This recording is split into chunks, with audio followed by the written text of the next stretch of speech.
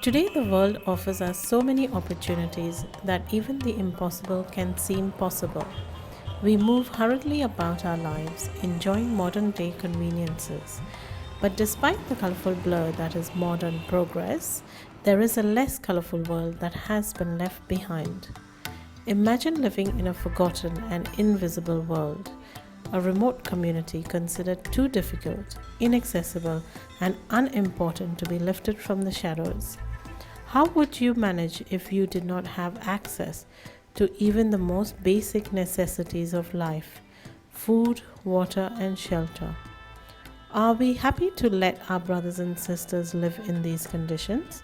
Or is it possible to reach out to them and offer them the same opportunities the world offers us?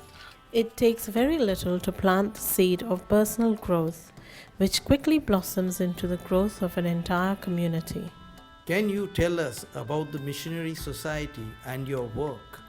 The Missionary Society of the Sacred Heart of Jesus is committed to uplifting lives in remote rural communities.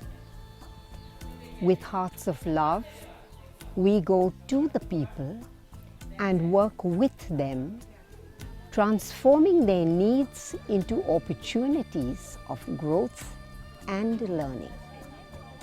What drives you to work in remote communities? Many of the children and people of these remote communities have no concept of their true potential and are forced to live in daily struggle for survival. We believe every human being has the right to dream about their future. It is God's word that He has a particular plan and purpose for each of our lives. Can anyone join and assist you in this endeavor? Yes, all you need is a heart of love for these less fortunate than yourself persons. And you too can join us in our endeavor of love. In fact, we invite you to join us in whatever capacity you feel called to. Break ground with us and help us extend our reach to many more who need to hear of God's love. While so many of the world's women live without the privileges and freedoms that others have come to expect, the situation is much worse for women in remote and rural communities.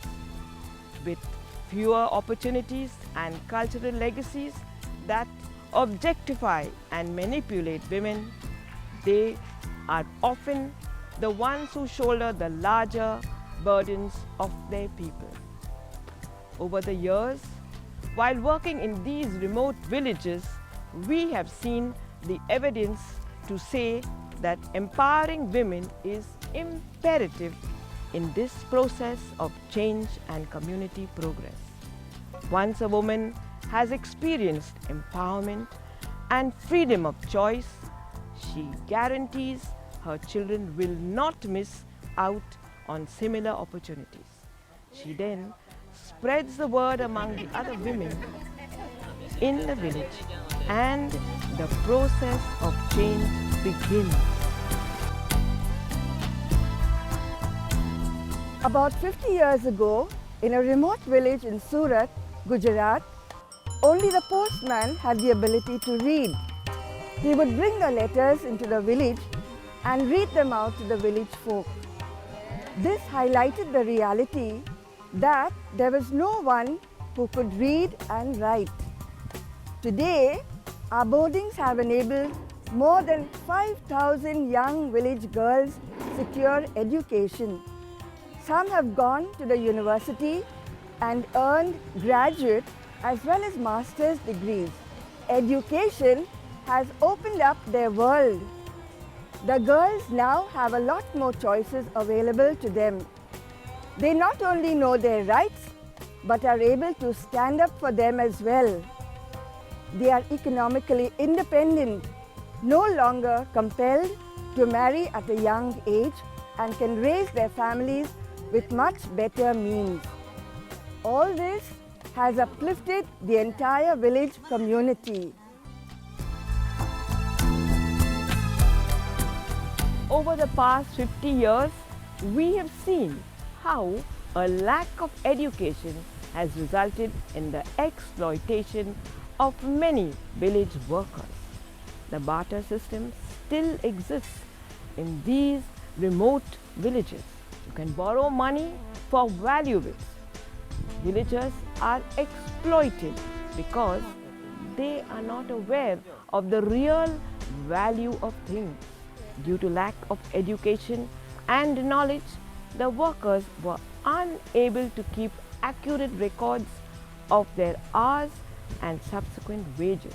We work with them to ensure that they are treated fairly and paid justly. Today, leprosy is curable.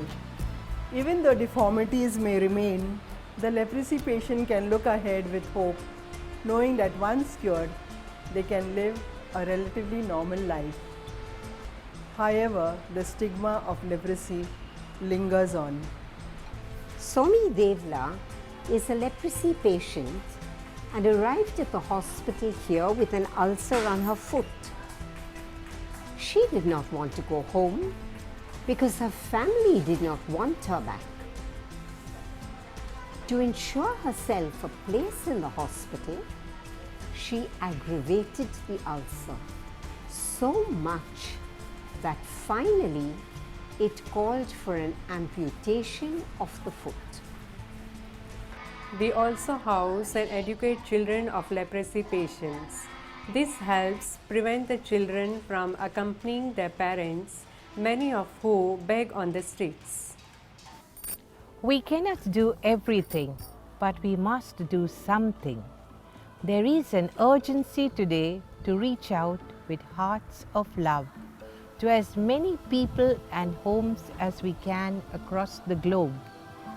We currently have missions in Spain, Morocco, Peru, Congo, Chad, Colombia, Haiti, India, and Cambodia.